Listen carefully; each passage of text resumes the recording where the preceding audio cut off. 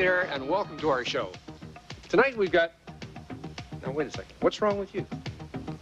What's the matter? You look scared. What can a lion possibly be frightened of? That? Why, that's just a devil. Now, this is one of a series of devils that we made for an episode of The Storyteller. It's here tonight because I wanted to tell you about the place where it was built. You see, a few years ago, we opened a studio in England called The Creature Shop, and it specializes in building creatures and monsters for motion picture and television, like the characters from The Dark Crystal, Labyrinth, Dream Child, The Storyteller, The Witches. All those were built there. And because we have this place called The Creature Shop in London, we thought it was quite a coincidence when we discovered a novel by Nicholas Fisk. It's about this studio in London that builds creatures for the movies, and a 14-year-old boy who dreams of entering that magical world of the monster maker.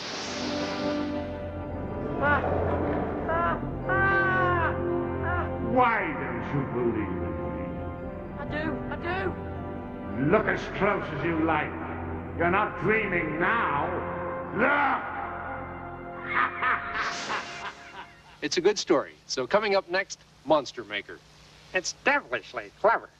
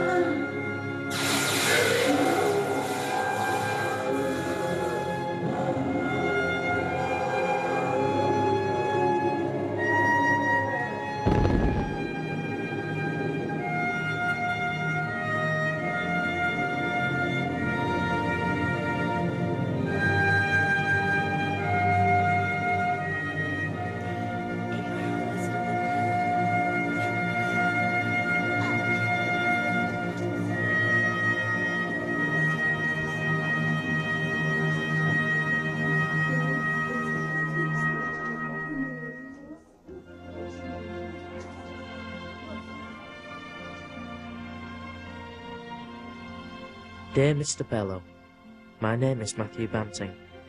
I'm 14 years old and I want to be like you, the greatest monster maker in the world.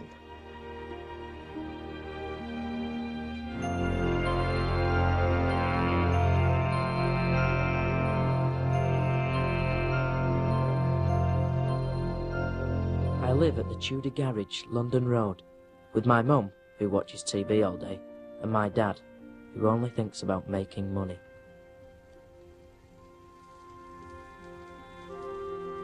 They don't really know me anymore. No one does.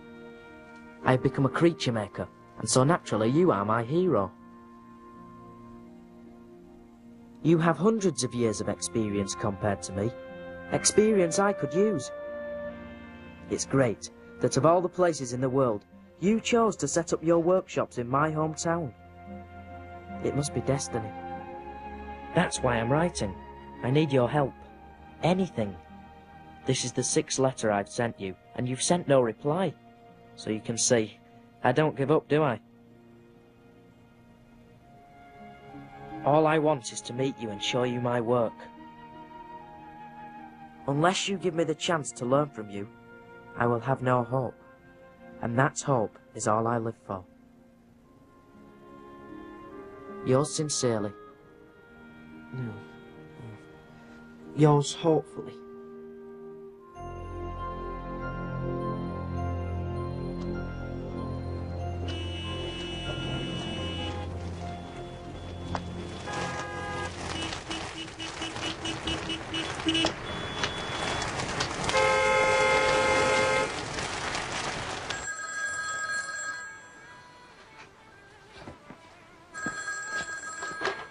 Hello. Right. Hang on. Matt! Get down here in a mine for us, will ya? Can't complain. Matt's back to school tomorrow, thank God. Do him good to get in the real world for a change.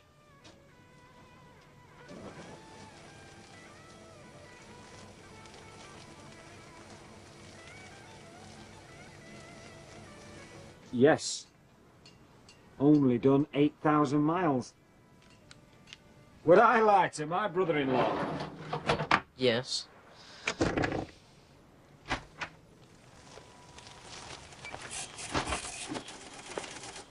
How much? $14.68. You take plastic? Visa, Access, Amex.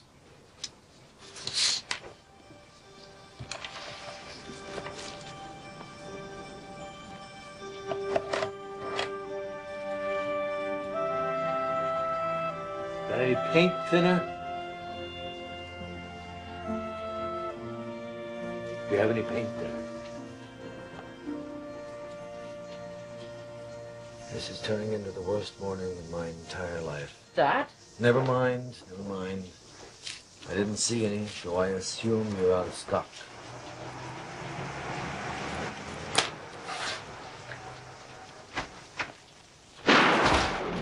Mr. Bello?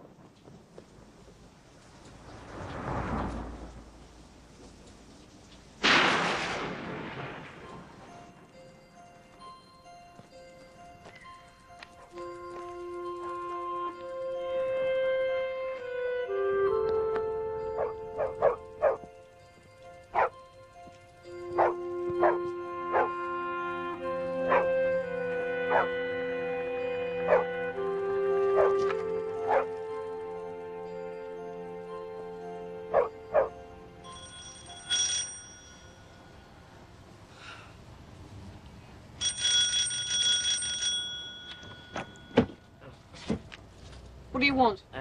Mr. Bello left his credit card at my dad's garage this morning. I was wondering if... He's busy right now. You can give it to me. Well, I'd like to give it to him myself, actually. Like I said, he's busy. I've got something else to show him. They're not much, but they walk. Look, I made them myself.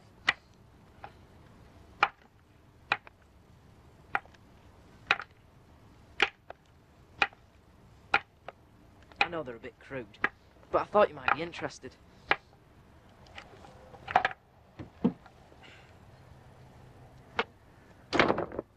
Hey! Come back! Give me my legs back! The tension keeps them rooted to the board, and then operates the legs in turn. It's not too difficult once you get the hang of it. It's good, very good. Keep up the good work. I was hoping you could show me around your workshops. No, I don't have time, I'm sorry. Chauncey, they're nice, really nice. Nice. Now, that's the highest accolade coming from Ben. He usually reserves that exclusively for his own work. Feet aren't right. Well, what do you expect? He's young. You could never have made these at his age. How do you know? You weren't around when I was his age. Well, I just mean... Just meant I should show him around. No. It means you're jealous, Chauncey. Now, why would I be jealous? When I was his age, I was chasing after Dolly Flanagan's mammary glands and having a great time. I know you. Yeah. You came in my dad's garage this morning. And you didn't know where the paint thinner was, did you? And I was rude to you. I was in a foul mood. And this is a good mood? Will you lighten up, Periwinkle? I'm trying to be nice. Chauncey, the slurks. What about the slurks?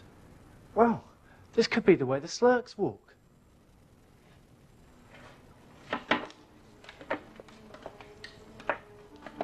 Oh.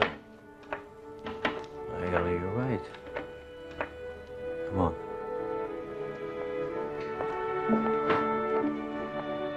Go.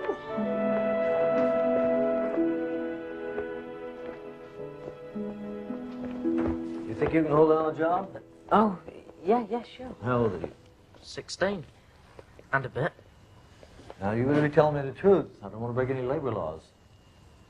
Hey, gang.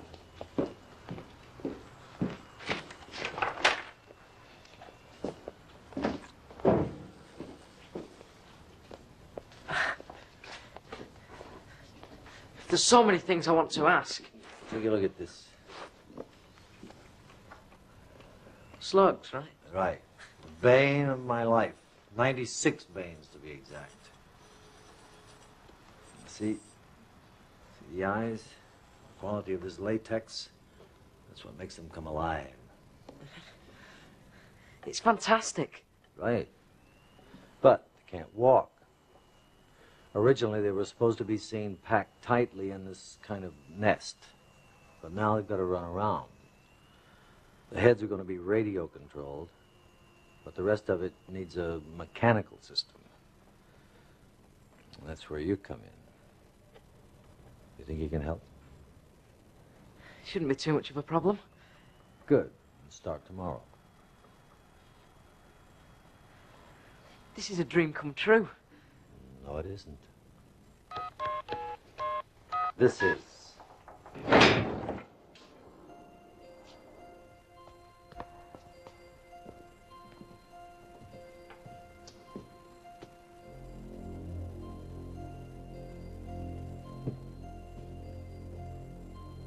Let's have a closer look.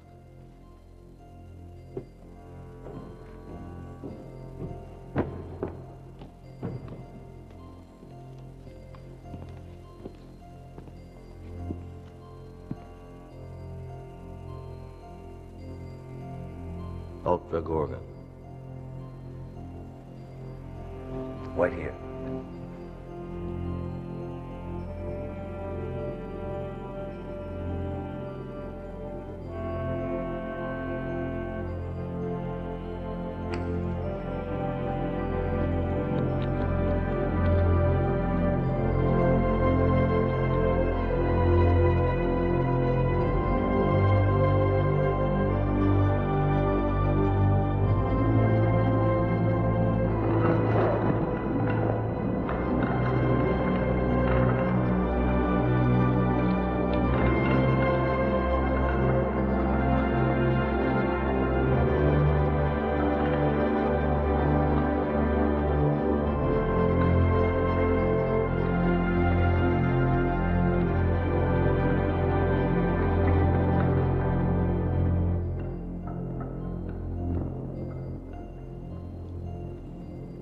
How?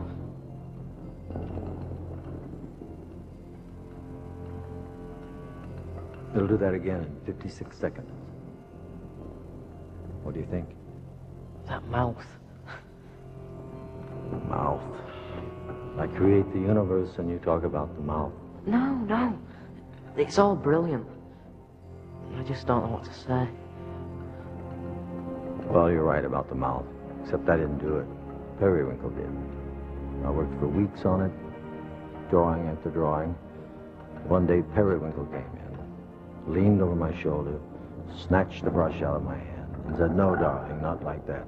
Like this." And with one swipe of the brush, she got it right. Solved it. Got that little curl in the corner, kind of sneer, with a promise of horror now and the worst to come. So to get the essence of life, you have to draw from life itself. You can't just copy it.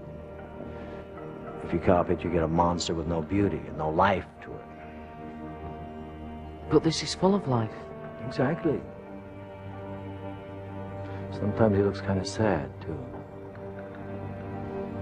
If you're going to make creatures, you've got to make them so that you show people their own humanity and their own reality. That's the responsibility of an artist, to show people themselves.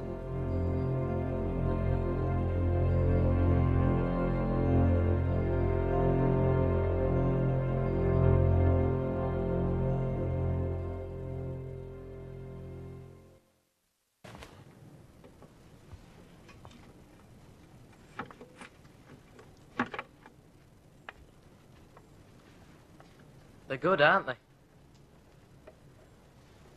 What are you going to use them for?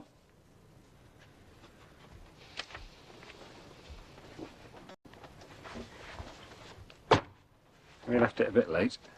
I used to do that. Did you?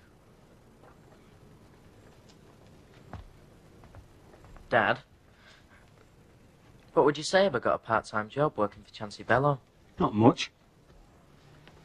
You could work for me if you want to learn how to make things. I wouldn't waste my time if I were you. Thanks for the encouragement. Well, you ought to concentrate more on your schoolwork, man. Making puppets is all right as a hobby. I suppose you might learn a bit of welding. It's a science. Listen, will you? You're a genius compared to what I was. So if I was you, I'd get as many useful qualifications as I could. Well, he's not you, is he? Will you just keep out of this, Jan? I know. Why don't we move the TV in here and I'll go and work in the lounge? Because this place is a mess. That's why. Well, I like it that way. Dad! Now do you see why I don't want both of you up here? You know the trouble with you? Tell me. You're selfish.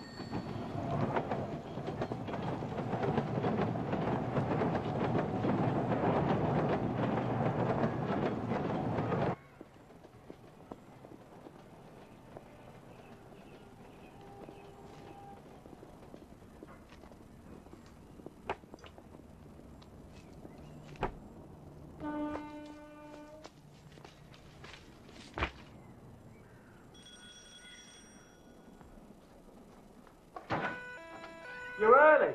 We don't start till 10. No one told me. Come on.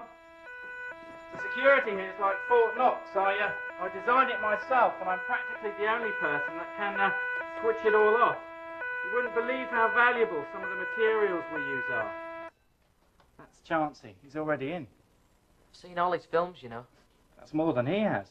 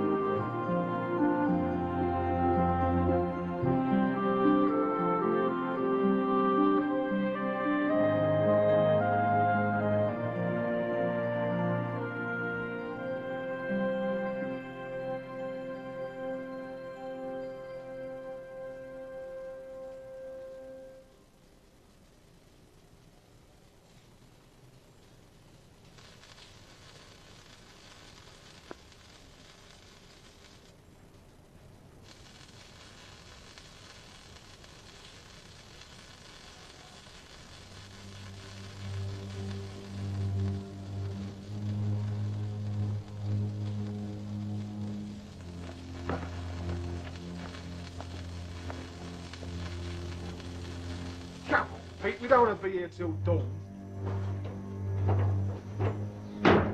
Why don't you come with us next time, Pete? I'm in enough trouble already. What are you doing up? I just wanted a drink of milk. What's going on, Mum? How much did you hear? Enough. They're all friends of his. This sounded dead friendly. What's going on? Midnight feast. You working late, son? What? School. We hardly see you these days. Oh, yeah. That's right, Dad.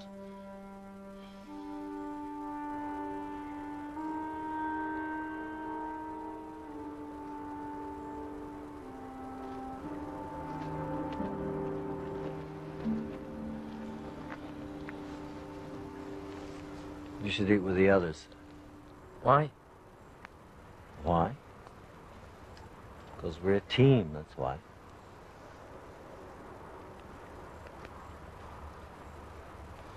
What are you, something, a lone ranger? I like it that way. Yeah, I don't need people much either. It's worked out pretty well for me. I know. By the time you're 25, you'd made your first film. I have to make mine before I'm 20. You're gonna be the greatest, huh? Yeah. If you'll let me. Well, I'm not gonna stand in your way.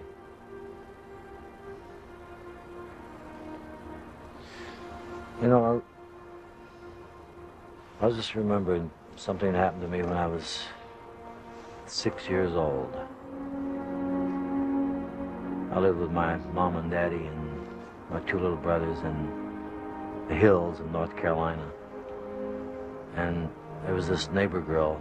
She was real beautiful. And I was in love with her. You might think it's a little strange, but she was 18 years old. I didn't tell anybody about it, of course, and it was my secret. But my little brothers knew, naturally. So one night, we were having dinner,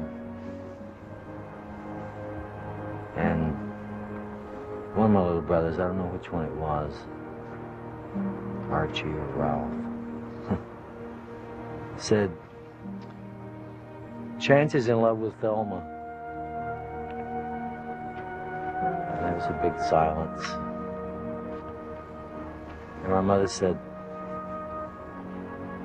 well, she's old enough to be your mother, Chancey.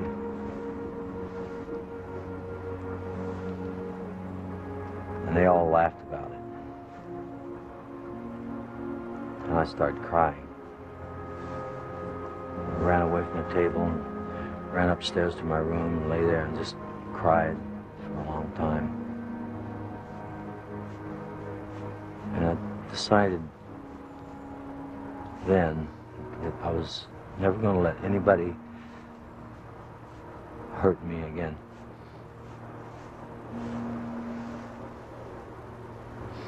So who hurt you? No one.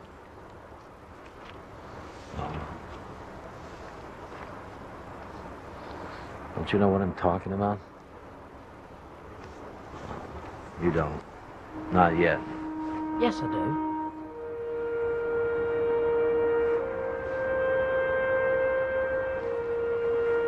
Chancey? Chancey!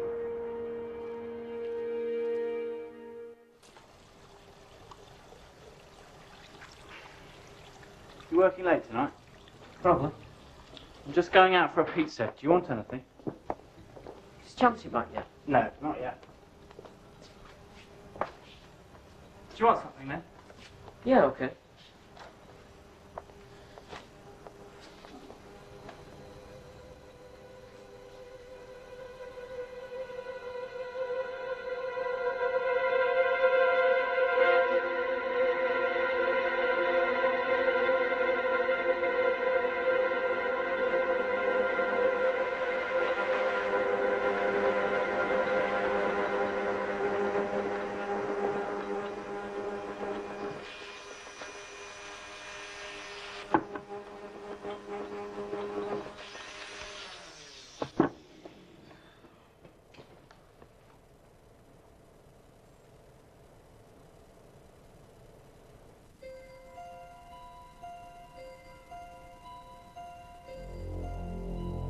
Da da da. Da da da.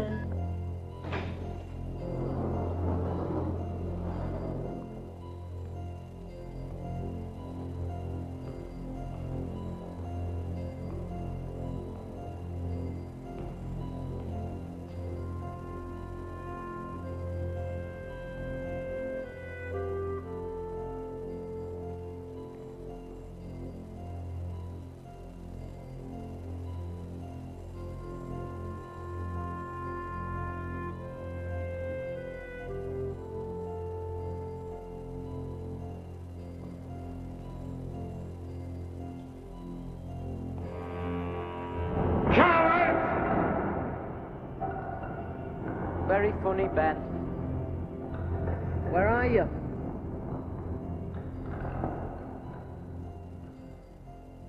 Chansey? I have many names. I have many faces. Yours too, Matthew Banting. How do you mean? You dreamed of me, and I know what you want. You do? Yes. Come closer.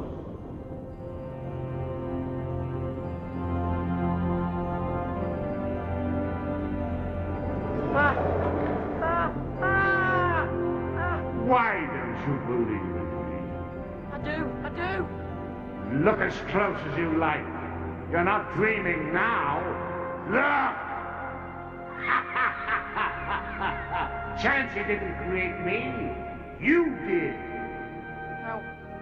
In your dreams, you've got the talent. It's a gift. It marks you out. Does it? Yes. You're different, special. You don't need other people. What have they ever done for you, eh? Well... Nothing! Forget your family. Forget your friends. That's the only way to find success. Well, I don't know about that. Deny the world, and I will give you infinite glory. No! Oops. Sorry. What do you say? Don't you want to be rich, famous, the best? I know that's really all you want. I know all about you. I don't believe you. You're just like me. I'm nothing like you. You know you are. Admit it. Deny the world. No! Coward!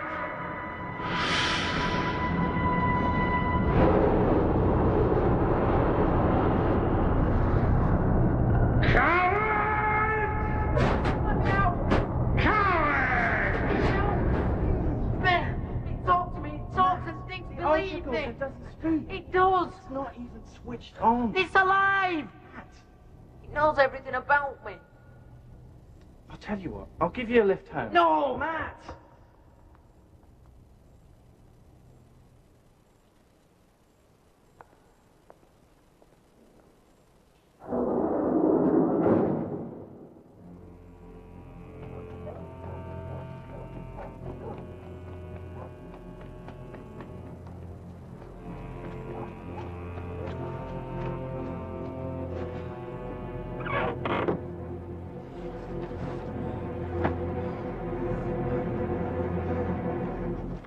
When are you going to wake up? The school rang your mother. We know what you've been doing. I doubt that you'd... Oh, shut up! You go to school tomorrow. I'll drive you there myself. You don't understand anything, do you? You're a useless, stupid man. I hate you. Well, as far as I can see it, you've been exploiting my son. Oh, Mr. Banning, I thought he'd left school. He assured me that he was 16 years old. Well, he isn't. He's 14 years old. Well, I'm sorry. I mean, what more can I say? Well, you're lucky I don't go to the police. do what you have to do. And have you paid him then? Paid him? Paid, yeah, you know, money. Oh, he'll get his check at the end of the month like everybody else. Oh, yeah. As a matter of fact, I'll personally see that the check is sent to him. Oi, hey. You don't get rid of me that easily. But Mr. Banning, the way I see it is, I gave your son, your talented son, some work experience and something that he loves. Now, I didn't know that he was lying to me, and I do think it's important that you, as his father, should talk to him and ask him why he lied. Just pay me his money.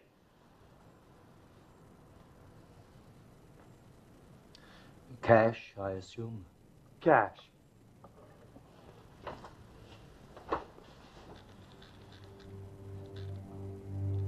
And if my son ever bothers you again, send him away.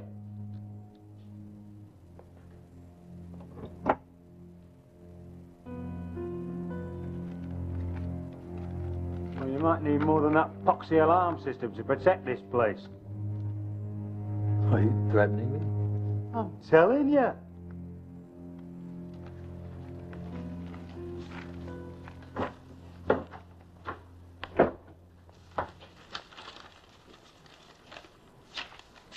£500.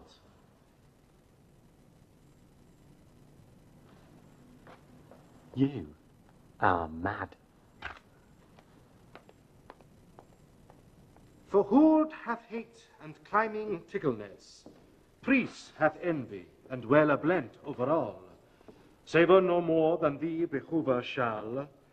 Rule well thyself that other folk can't read, and truth shall deliver. It is no dread. So what does Chaucer mean here? Banting, will you give the class the benefit of your attentive insight? And truth shall deliver. It is no dread.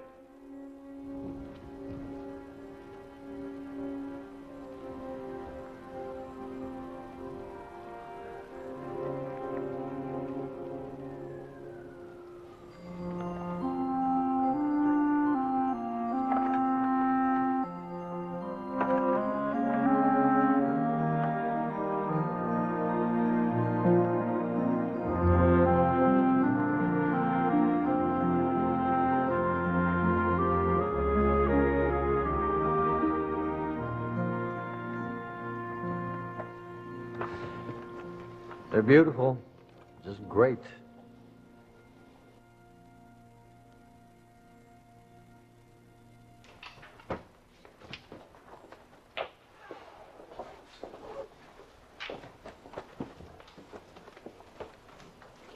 Ready?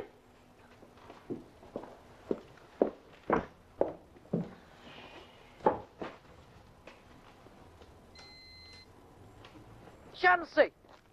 I have to talk to you. There's nothing to talk about, Matt. Your father said it all. No, about the Ultra Gorgon. Matt, you're not even supposed to be here. No, listen. I want to work for you nights after school, but I have to see it again. When you've graduated, you come back, and your job will be waiting for you.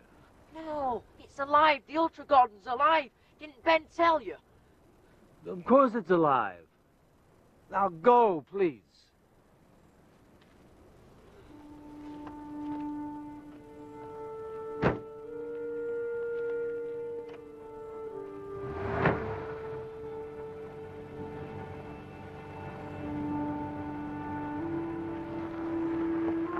Poor boy looked demented.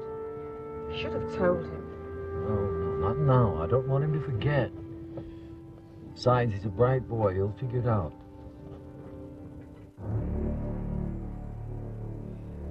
Come out! Come out here! What, are you afraid? Are you scared of me? Come out!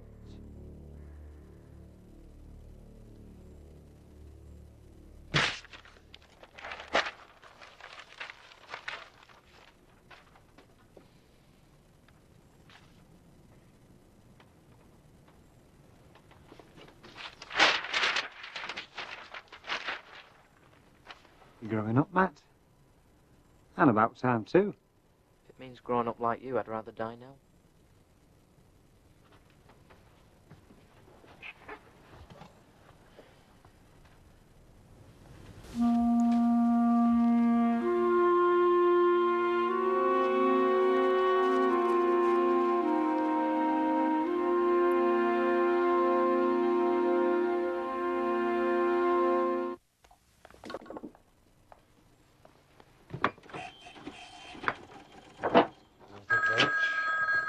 Thank you. Hello. Reg. Hang on. Now listen. It's called chance effect.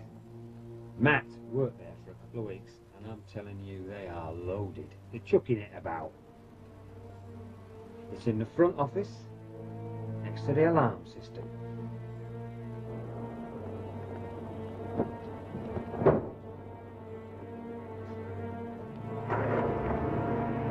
Hang on, Reg. Good luck.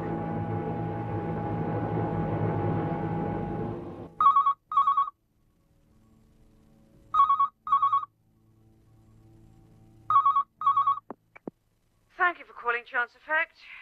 No one can come to the phone right now, but if you leave a message, we'll get back to you as soon as we can. Chancey, Ben, listen. Are you still there? I know the workshops are going to hit tonight.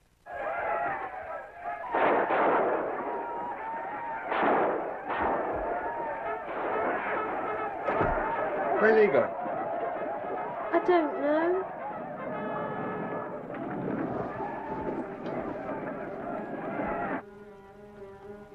Matt, don't go. They're dangerous. Matt!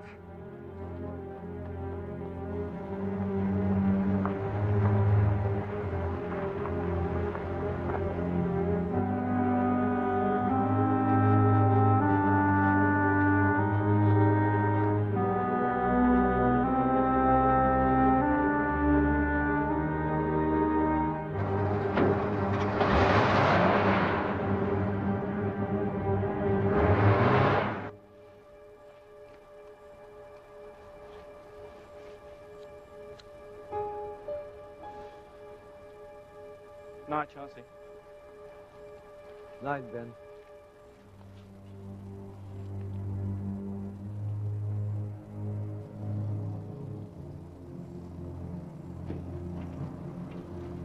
Here we go, here we go, here we go.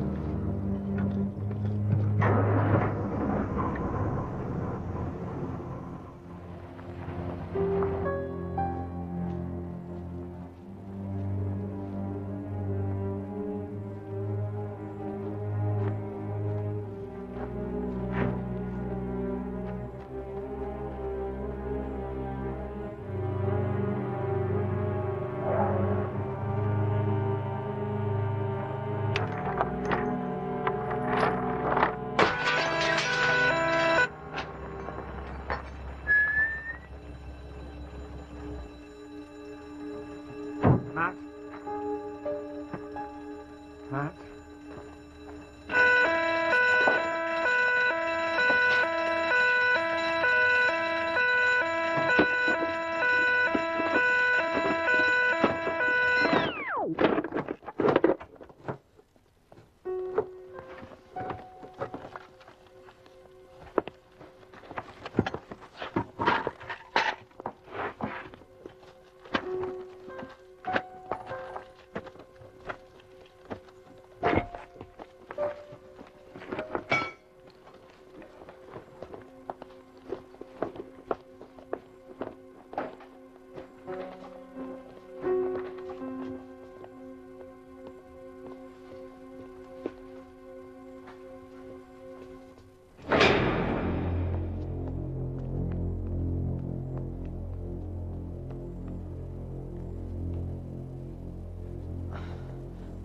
Please.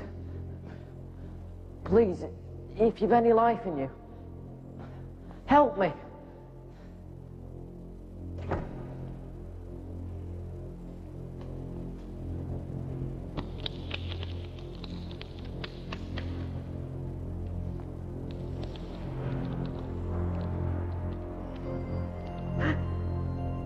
Don't bother, kid. Just hide and watch.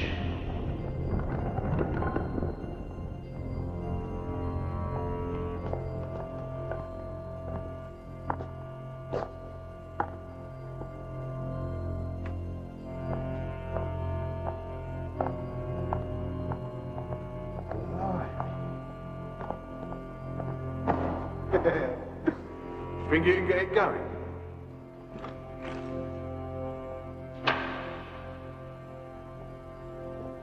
Yeah, there must be a loading door.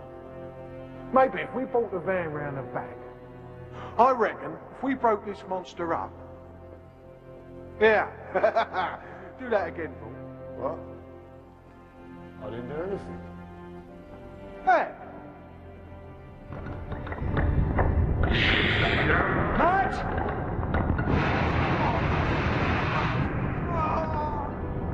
Matt! Where are you?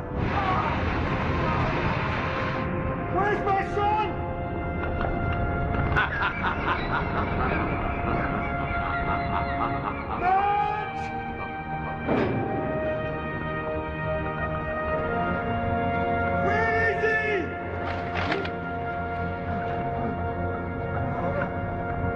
Okay, man. What do you want me to do?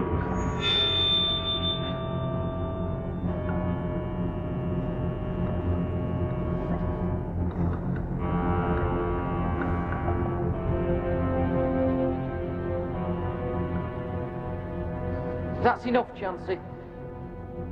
What do you want me to do with him, man? Leave him alone. But I thought you hated him. Put him down. He came here to help me. Why should I? He's my dad.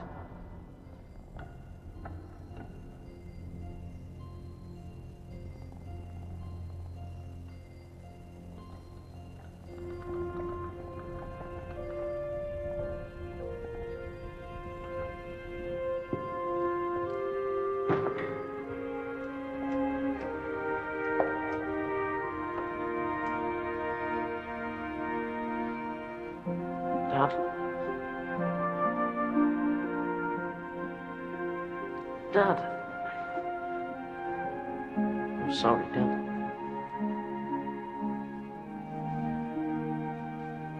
What for?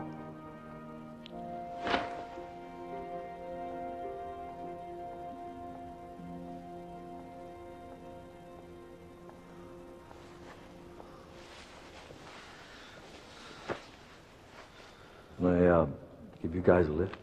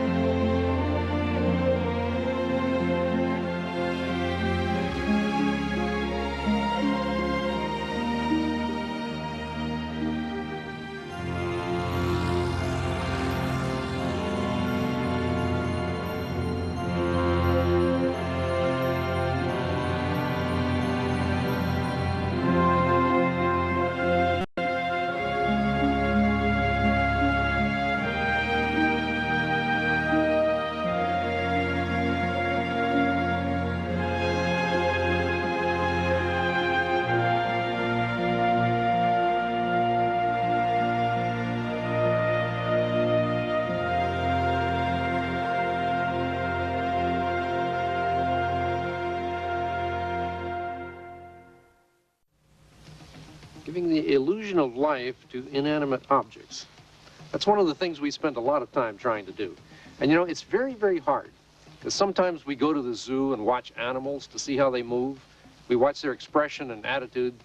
And then we come back to the shop and try to build creatures that have that same amount of life. Now, the truth is we never really completely succeed. We don't even come close. But sometimes using all of the tricks and techniques of puppetry and of film and television, we can make it seem like these bits of plastic and metal and cloth are alive. Remember how the Ultra Gorgon and Monster Maker seemed to move all by itself, run by computers and machines? Well, if you read the credits for Monster Maker carefully, you'll see it took 9 performers to give that character its life. My son Brian was sitting in a chair in the neck of the Ultra Gorgon, operating the head with levers like this. So no matter how fancy the technology gets, it's always human performers using their own personalities that give life to the characters. Isn't that so, Kermit? Yes, yes, actually, you do indeed speak the truth. Well, that's all for tonight. We hope you enjoyed Monster Maker. Yes, actually I did. Thank you. Okay. We'll see you next time. Hey, roll the credits, would you?